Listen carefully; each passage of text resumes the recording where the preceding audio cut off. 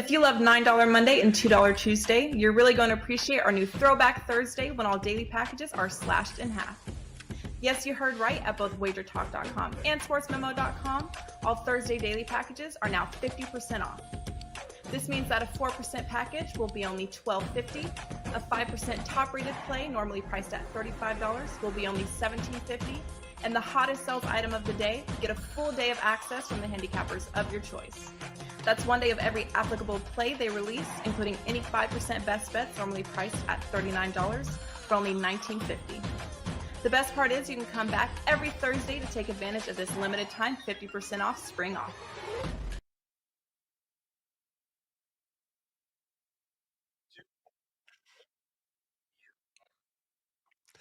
Hey guys, welcome in here to Puck Time on WagerTalk TV. All four underdogs cash in Tuesday night in the NHL. It was a big night if you bet underdogs, not a great night if you are a favorite bettor. Also, we did see the scores remain a little bit lower like we saw early on in the playoffs as well, although I was involved in a pretty bad beat for my best bet with the under there in the Jets and Golden Knights, but nobody wants to hear anybody complain about bad beats. That's going to happen. That stuff happens all the time during the playoffs, but crazy to see. I mean, Winnipeg goes ahead and wins. The Lightning win. We saw the New York Rangers come out on top. It's unbelievable, really, what we're seeing in the NHL. And I could not believe what happened with the Seattle game. Seattle catches Colorado off guard and takes them down in game one. So an unbelievable night yesterday. These favorites are never safe, Carm, and we saw that last night in game one. All four underdogs cashing tickets. Yeah, I came into the playoffs, Andrew, and I said the best time for the underdog in a series to win is game one. Steal game one. But stealing game one doesn't mean you're going to win the series, but it's usually the best opportunity. Teams that dogs that lose game one usually will end up losing game two as well and head home in a 2-0 hole. But 6 of 8 teams have lost game one. There's a lot of overreaction to it. I think you have to wait and see what happens in game two and look at the way some of the games were played. Obviously, Prez is on the show. I'm going to go to him in a second. I had the Leafs yesterday, and I thought it was the right play, and I still think it's the right play. But in hindsight, Andrew, we talked about at the end of the regular season, the Leafs went into Tampa in a meaningless game, and I said, great time to rest some players in Florida, against Tampa, against the Rangers, rest some players. They didn't, and this is where, when you talked about getting out-coached, this is where I think Cooper out-coached Keefe, because in that game in Tampa threw the body around in that game and were physical. Killorn, Maroon, Perry, Hagel, Nick Paul, they win after the Leafs. So I think the Leafs anticipated this being a rough and tumble game in game one, and it was the exact reverse. They fell into Tampa's game plan, which was let the Leafs throw the body. We are going to find open ice, and we're going to score. Tampa had so much open ice in the Leafs zone that it looked like it was a 5-on-4 power play, and they scored goals at will. The Leafs will adjust in game two.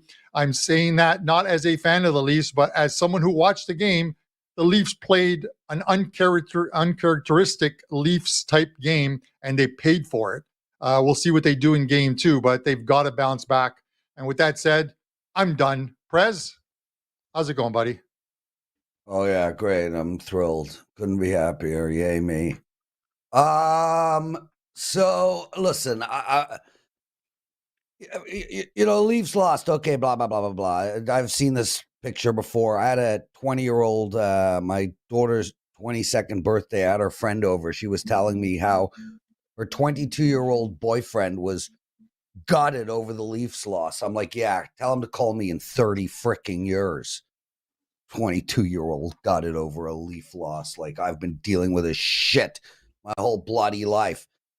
Anyway, nothing upset me more than losing the under in the Winnipeg game last night. Andrew was on it. I was on it. And I know people don't want to hear complaints, but man, that game was 3-1 with a minute to go. 3-1 with a minute to go. Winnipeg wasn't even trying to score on the power play in the last minute. They were literally putzing around with the puck behind in their end of the ice, and ice just opened up, and Vegas fell asleep, and 18 seconds or something to lose. And You know, it's just yesterday we had a goal with a 0.1 second on the clock by Tampa Bay, another goal with 0.2 seconds on the clock. Monday night we had a goal with no time on the clock. Been a hell of a start to the playoffs. I was sitting there saying to myself, do I want home ice advantage? I mean, the pressure is on with home ice advantage. You lose that first game and you are screwed if you lose that second game. I don't know. I think it might be better to just go out on the road. And then if you lose your 2 games, you get to say, hey, relax. Nobody's lost at home yet. We're still in this thing. Leafs are cursed. End of story. I've accepted that fact. Maybe Michael Bunting will be out and we see Matthew Nyes. I'd put him right up front. The guy is incredible in the corners, strong on the puck. Stick him right there with Matthews and Marner. Austin Matthews, my God, I didn't even show up last night. With all that said, I had a terrible, terrible night for my clients. The worst night I've had in a long, long time. I went 1-6. It has happened, man. I have been on fire for 6 straight months, and I have had a few days along the way like this. I've had a 1-6. I had a 3-17 run in February in early March in college basketball, and then I went on a tear again. So I'm just going to chalk up yesterday as one really crappy day, and I got a big card tonight. Vivian's going out with a friend. I'm staying home tonight. I got 3 TVs. I'm watching everything all at once, and I am going to have a big revenge night. Okay, that's it. I'm done. Can I go now? That sounds like a fun night ahead for you, Prez. Prez, thanks for being on the show. We will see you after the next Leaf game. But no, in all, we got to get to the games, and we don't want it to turn this into a 2-hour show. But before we get started, because we're talking about home teams that are favorites coming off of losses, Ralph Michaels gave me a couple stats. One of them I have an image for, and one I'm just going to read off the page for you. If we can get that stat up. This is talking about, with 6 of 8 teams having lost game 1 and looking at the odds, not the odds of it, but looking at angles on betting on these teams in game 2. Do we have that image? There it is. So if you look at it, we disregard the first line. If you look at the second one, home favorites coming off a home loss as a favorite in the next game at home are 49-38. But with an average line of 153, you're down units. The more positive one to look at, guys, is because we're into game 2s now, is and this is the profitable angle, is a home favorite in game 2 that loses and goes on the road. In game 3, they profit of 9.5 units, ROI 6.5%, which is a very good ROI for that. And then finally, and that's this, it's not on this sheet here, favorites, and this is applicable to 5 different teams, the Stars, the Oilers, the Maple Leafs, the Avalanche, and the Golden Knights, teams that were home favorites of minus 155 or higher, that lost. The total over-under in the next game since 2015 is 4 overs, 18 unders, 4 pushes. That's an unbelievable stat for betting the under. And I think a lot of it, the reason is the teams that stole game 1 try and play a much better defensive game in game 2 and try and get something out of that. So you might want to look at the unders in those Stars, Oilers, Leafs, Avalanche, and Golden Knights games. That's a great stat, 4, 18, and 4 to the under for teams that were home favorites of minus 155 or higher that lost game 1. So with that said, Andrew, let's get to it.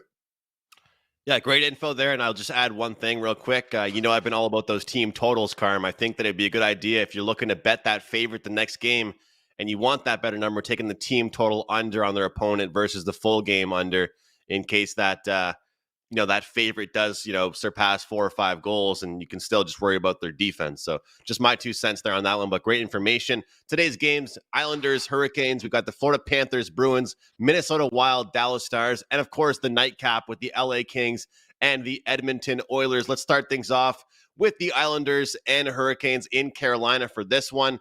Minus 170, home favorites Carolina. New York plus 145 on the highway here. Total 5.5 as expected. Now down to minus 140 if you like the under 5.5 in this one. Quick recap of game one. We saw the Hurricanes outshoot the Islanders 37-26. Faceoffs were about even, but special teams were the big storyline in this one as the Islanders go 0 for 4 on the power play. Meanwhile, Carolina, they capitalize on their chances and they go 2 of 4, and they only scored 2 goals. So putting 2 of those goals in on the power play was the difference in that game. Carm, I want to get your thoughts here on this one and what you thought of game one and what you can learn from that and use for game two here. Yeah, game one, I had the total. I had the under. I feel like I want to do the exact same thing in the game. As we go through these 4 games, I'm going to quickly mention what the XG numbers showed at the end of the game. And this one, the XG number was literally goals. 3.74 to 3.01 were the expected goals in that game for the Carolina Hurricanes. And yet that game stayed under the total. I was pretty happy about that. It's the same thing for the Islanders. Their route to winning this game is to keep it a low-scoring game and try and win it with Sorokin in goal. The guy is playing phenomenal. He just doesn't get the scoring in front of him. If he got the scoring in front of him all season long, this guy would probably win the Vezina Trophy, even with the season that Allmark had. Allmark's got a completely different team in front of him, and that's the reason he's got the record that he has. But Sorokin's a very good goalie. They could very well steal this game. I wouldn't doubt the Islanders going in there and playing a low-scoring game and winning this one by one of those 2-1, 3-2 type of margins. It's just Carolina has been almost flawless the last couple seasons at home. It's when they get on the road that it's a problem. So I'm going to lean the under here. I'm going to pay the VIG because I feel like this series and the Minnesota series, if we get another low-scoring game in game 2, that we might see a 5 in game 3 with about a minus 130-ish on the over, but we might see a 5 pop up for the first time in this series in game 3. Give me the under in this one. Prez? Carm, there's already a 5 out there. So the first time a 5 will pop up is now. I agree with you 100%. Where is that? Well, but would you want me to okay, I see a bookmaker. Now, or do you want me to do my segment? It's okay. Bookmaker, Caesars, Heritage. Yeah. I hate to interrupt you because I know it's such a terrible thing to interrupt someone. So go ahead. Sorry. No, interrupting people is a sign of affection and love. Anyway, Carm, before I get into this, IUD wrote in the chat room, Carmine, you are the GOAT. Now, I personally agree you are the GOAT, but he does that in my chat room too. He says Teddy's the GOAT and Lawrence is the GOAT. So we are many goats over at WagerTalk.com, and that makes me happy. My apologies, Andrew. I don't see anyone saying you're the GOAT, but I love you no matter what. Anyway, okay, there you go. Andrew's the GOAT. I like the under in this game. Carmen, I agree with you. I agree with your entire handicap. I think the New York Islanders are live tonight. I think you should throw a little bit on overtime as well. I can really see this going to overtime at around 2-2. I think the New York Islanders are a live team in this series. Carolina is a good hockey team. Second best defensive team in all of hockey. Really good at home, really strong, a heavy team, a team with skill. I think you should take Sebastian Aho to score. Do you get both of them if you do that? No. I wish you could, because I took him in my fantasy draft, and I was hoping to get both guys in that too, but you don't. But Aho did score last game, and I agree with you, Prez. It's just rough with taking props with these games because, like you said, it's a low scoring series, right? So I find it very hard to take props in this series. But so you like the under as well? I like the under, and I like. I think the New York Islanders are live, and frankly, I would bet the New York Islanders. And I would bet overtime, and I would bet the under. All right. Well, for me, look, guys, I just look at game one, and I understand that there can be teams that bounce back. But first of all, Carolina's home record, especially, throughout the playoffs the past few years has just been so solid. But them getting the last change is really crucial. They get to pick their matchups, pick who they're going up against. Every single player on Carolina is really responsible defensively in their own end. They take care of the puck. They chip it out. They're not eager to jump in and pinch and worry about offense as much as defense. They're one of the few teams in the league right now that can win a game by scoring 2 goals. And I think that the Islanders had 4 tries on the power play, didn't convert on one of them. They threw the kitchen sink at Carolina, didn't hit them once with it. And Sorokin had to stand on his head. I mean, honestly, Carm read out those XG numbers, and I like that he did that. But also be aware, guys, when you're betting these totals, the XG numbers are there, but you might not see anything change. The XG numbers could be 4-3 tonight, but we could also see a 2-1 game again. We have 2 really good goaltenders in this series. Guys, I'm going back to Carolina. I played the team total under for the Islanders last game. I'm looking at minus 105 in regulation for Carolina this time. I just think that Islanders played one of their best games, I think, and they didn't get to do enough. You know, they only scored 1 goal off 4 power play opportunities. Carolina probably could have scored 3 or 4, I think, in that game, and they didn't. So they will capitalize off those. I think that if the Islanders are going to be a part of this series, I think it will have to be at home once they get back home, and they'll have to try and bounce back in that way. So I'll go with the Hurricanes in regulation for my play on this one. Moving on, Prez, to the next game with the Florida Panthers in Boston to take on the Bruins here. Of course, as we expect, the Bruins big favorites, minus 245. Florida plus 195. The plus 1.5 goals is minus 130. Minus 1.5 is plus 110. Total at 6. We actually saw the Panthers outshoot the Bruins. Not that really matters that much, but 32-29. As far as the power plays in game 1, 0 for 2 for the Panthers, 1 for 2 for the Bruins. Lots of blocked shots in that game. What are your thoughts here on game 2, Bruins and Panthers, Prez? You know, Andrew, you and I discussed this on Wager Talk yesterday. And by the way, that was a great segment. You absolutely knocked it out the park. It's one of those interesting things where Florida threw the kitchen sink at Boston, and I thought they really played well. They had bad puck luck. They just couldn't get the puck in the net. And there were 2 crappy goals scored by Boston. Really could have been a 1-1 game going into overtime. Does Florida sit there feeling like, okay, we can play with these guys. This is great. We dominated parts of the game. We can move the puck. There's space, blah, blah, blah. Or are they sitting there thinking, man, we gave our best effort, period, and we still couldn't beat this team? I look at this game and I like the over. I was on the over in the first game for my clients. It lost. I like the over again here. I do think Florida will get some goals tonight. We might see Bergeron back. Man, I'll tell you, this Boston team is stacked on forward. All 4 lines are just amazing.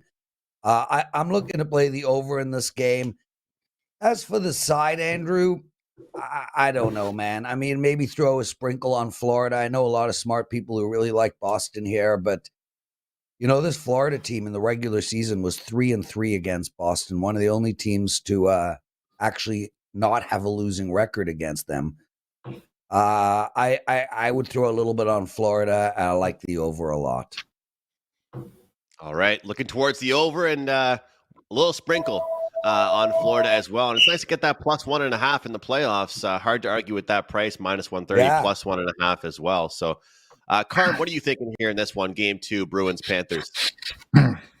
First of all, with Prez mentioning Bergeron, Bergeron was on the ice this morning prior to the morning skate from the Bruins. Whether he skates with the Bruins, we'll probably know in the next 15, 20 minutes during the whole team's morning skate. If he's on the ice, he will play tonight for the Bruins, which is a big thing. Andrew, when I mentioned the XG numbers, we're going to see some higher numbers, but as you mentioned, there's some low scoring games because the goalies, we're talking the playoffs now, better teams, better goalies.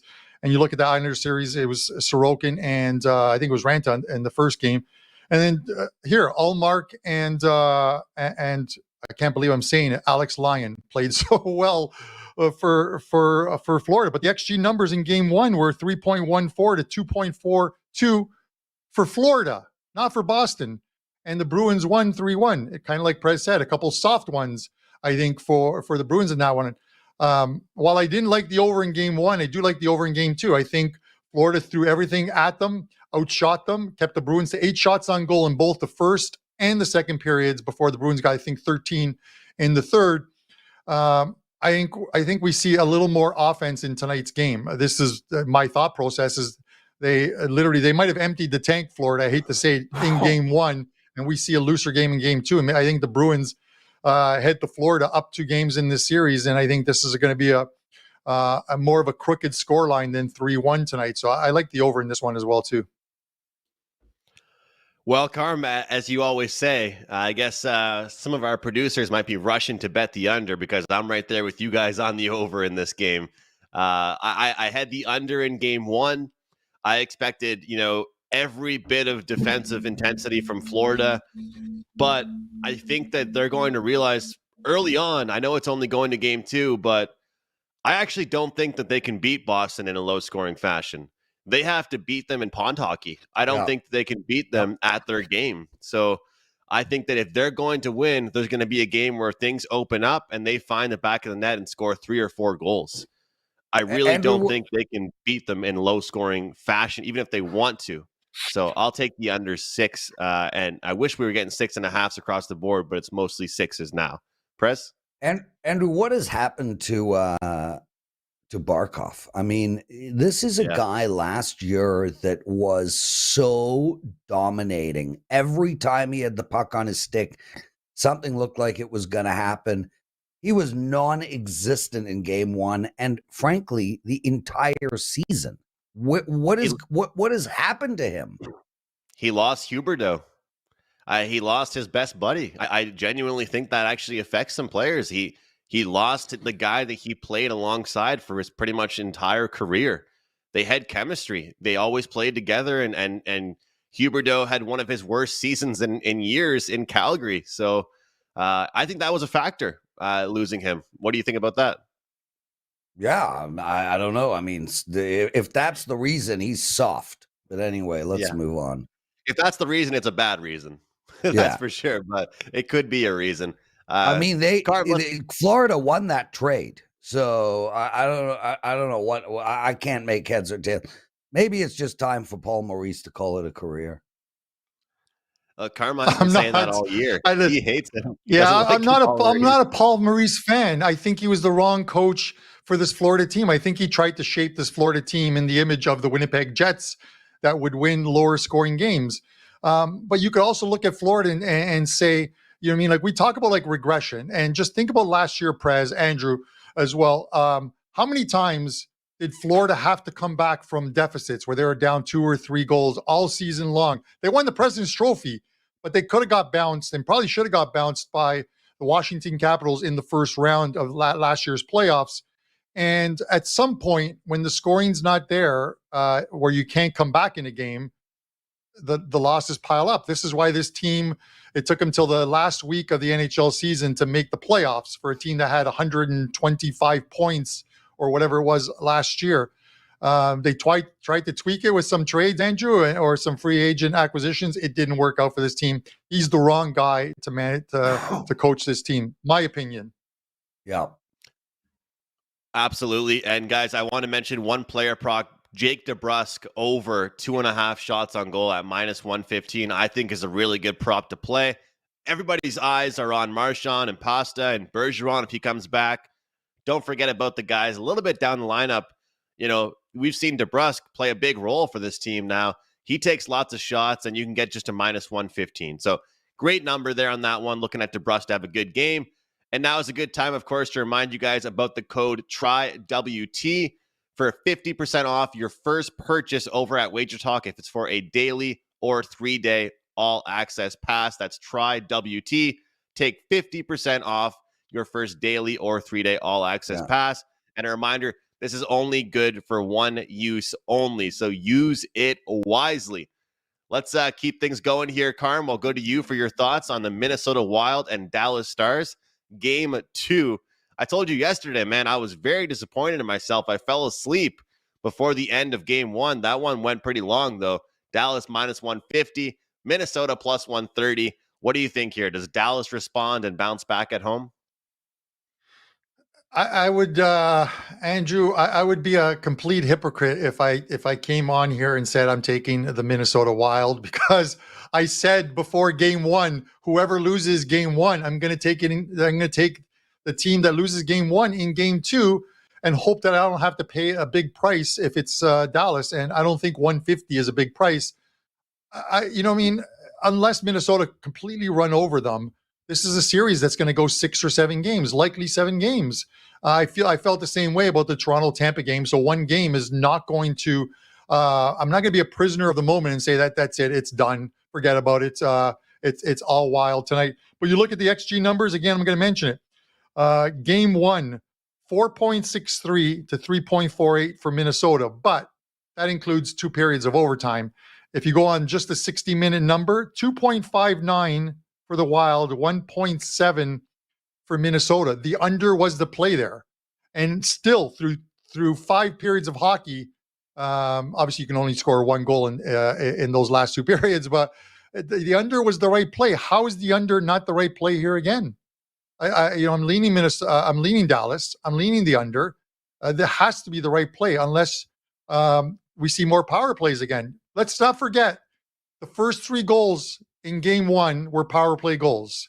5-on-5 through 60 minutes, these teams scored 1 goal. So with that said, if this doesn't turn into some type of a penalty fest, if these teams are disciplined, this game has to stay under the total. I have to believe, and that's where I'm going here. Prez, are you with me or are you against me? I don't have anything to add.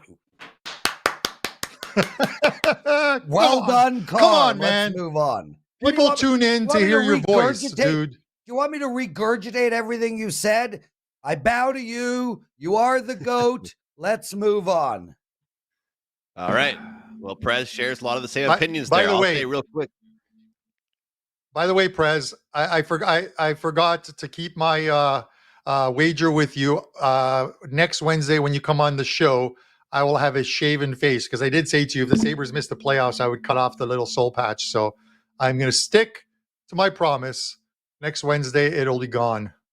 Okay. Speaking, this show brought to you by Manscaped. Have you bought the lawnmower yet? Sorry. Go ahead. I just got one. Me too, actually. Look, the only thing so that bloody expensive, eh? I know. Yeah. It better be as efficient as they think it is. Okay, Carm, the only thing that worries me, you talk about, the only thing that would kind of worry is like the penalties and stuff. That's kind of what I'm thinking too. Like both goalies are unbelievable. Like, if one goalie makes a big save, the other goalie makes a bigger one. It's pretty much goaltender versus goaltender. But seeing one team go 1 of 4 on the power play and one team go 2 of 5, and we saw a combined 92 hits in that game. It was a vicious game. Some of those might lead to penalties, but that's the thing I look at. But anyway, I've got a play on this one for my best bet of the show, so we'll save that and we'll head right to the last game here. LA and Andrew, I just want to say something, Andrew, if you don't mind. I just want to say something just before we go to this game here. Me too. About it. And I think Dallas has to be the team that is disciplined tonight, because listen, had they won Game 1, maybe you see something in Game 2 tonight because of what they did to Pavelski with that hit. Maybe we see something with a little bit of retribution, but they can't go out tonight looking to throw the body, looking to get any payback on Minnesota. Minnesota played a very physical game in that one, Andrew, and you said it on the show. You cannot get into the game that Minnesota wants you to play. You have to play the Dallas Stars way of playing, tight defensive game, score on your opportunities, and keep the puck out of the net. If they fall for that trap tonight, they're going to be down 2-0 heading back to the land of 1,000 lakes or whatever it's called in Minnesota. Yeah. Well, I just wanted Prezi. to all I got to mention say. that. I just wanted to mention that Cheshire Cat keeps writing #Maple Tears over and over again.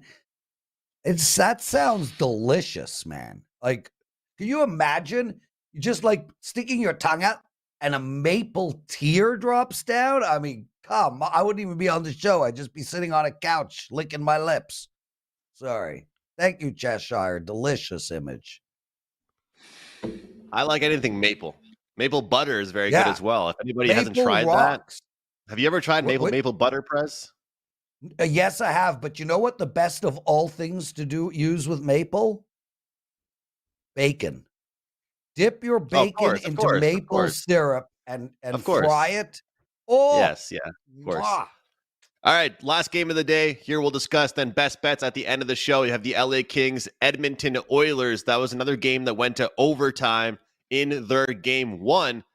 However, I think this one is a little bit different than the others because for a large portion of this game, that game one, the Oilers were leading, they were dominant, they were controlling puck possession, and it was almost like the LA Kings had that bend, don't break mentality, and they just waited to pounce on the Oilers. And once they did, Prez, they took control of the game. What do you think here, game two, Kings Oilers? You know, Andrew, I like the under in this game. I want to make a couple of comments. Firstly, this LA Kings team has probably kept Connor off the scoreboard more than any other team. I think he's only got 3 points against them all year, which sounds like a big deal if your name is, some crappy player. I'm blank. But not if you're Connor McDavid. This LA Kings team defensively is incredible. They play a very interesting system. It's a 1-3-1. Their plan is to not forecheck as much as most teams do. You normally see 2 forecheckers. Most teams play a 2-2-1 or a 2-1-2. They clog the neutral zone, and it really affects the way Edmonton moves the puck. Edmonton was dumping the puck all game in game one, and Edmonton is not a dump and chase team. They're a team that carries the puck into the other team's end, and I think this 1-3-1 setup has really stifled the creativity and speed of the Edmonton Oilers. I think we see it again tonight, obviously, as that's the way they play. And I feel like this game has, 3-1 written all over it type thing. I like the under in this game a lot. It's 6. I can't see the Kings scoring much, and I really feel like the Kings will keep Edmonton's goal production down. All 3 goals for LA happening in the third period. They were a defensive. 2 terrible penalties. Oh, yeah, bad penalties. Oilers were a good defensive team at the start, but it's not about how you start games. It is about how you finish them, Carm. What do you think here? Is total or side? What appeals to you in this game?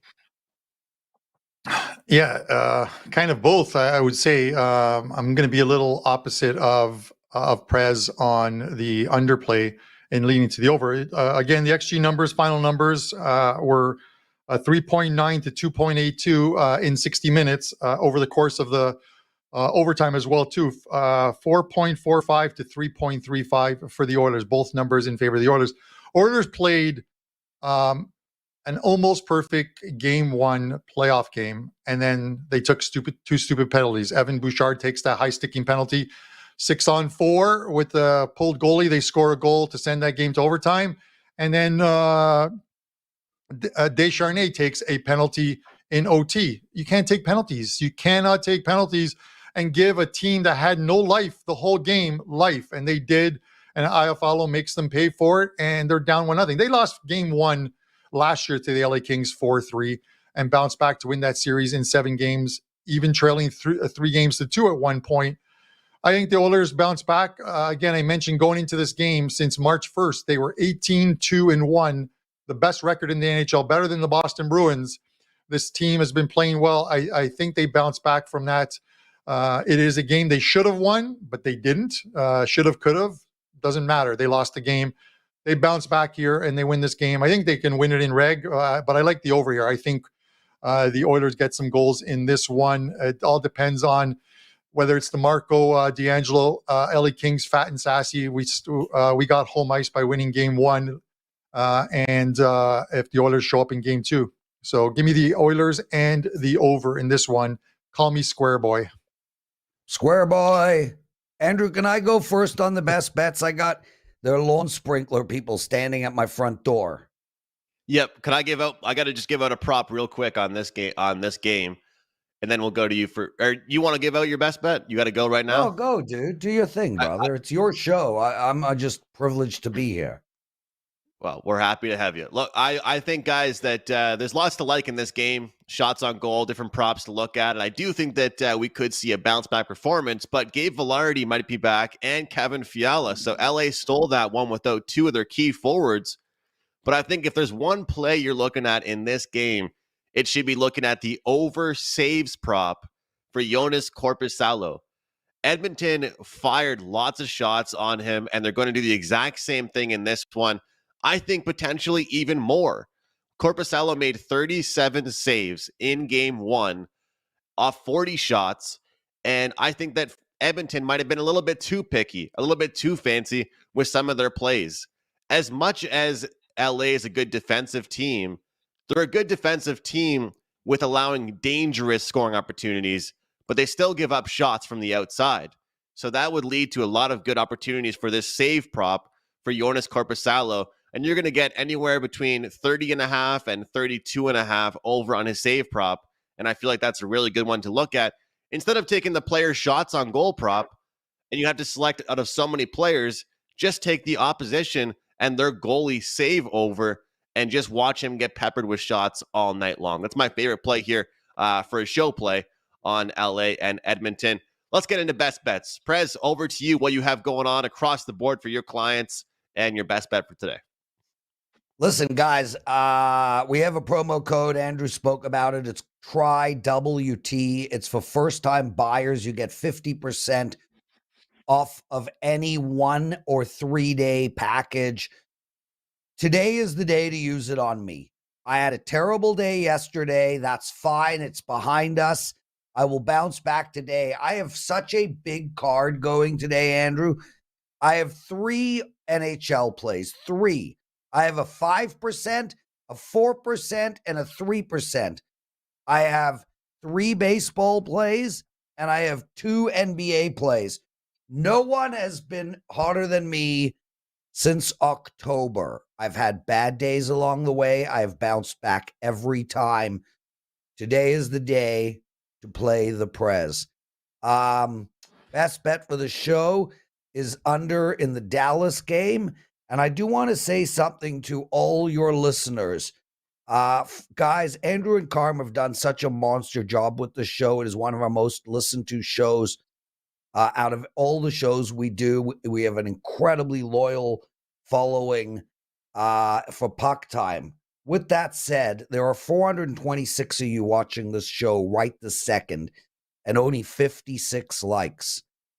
I'm going to ask Carm and Andrew to stop doing the best bet segment until we get to 100 likes, because you guys need to give these 2 boys some love.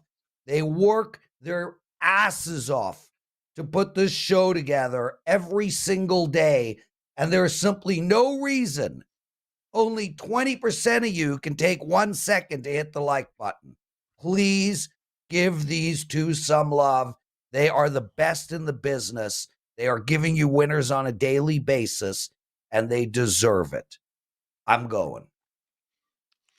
Well, we appreciate that, Prez. Thank you for that. And all of you guys out there, it really does help us with the algorithm, helps us kind of spread the show around YouTube and other places as well. So hit that like button. Thank you to Prez for joining us here today. Carm, before I go to you, I just want to say that it's been official now. Patrice Bergeron will not play in game 2. He's listed as out. So for anybody out there looking to make wagers, be mindful of that. Carm, what do you have going on tonight, man? Good news. Good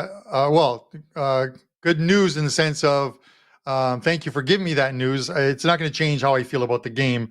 But after Prez's speech there, I thought our producer was going to put some Black Eyed Peas, Where's the Love? in the background there. That would have been pretty good. But with that said, guys, 3 Champions League plays up tonight, this afternoon, and 2-1 yesterday with that, and then NHL 4-2 so far on the season in the playoffs.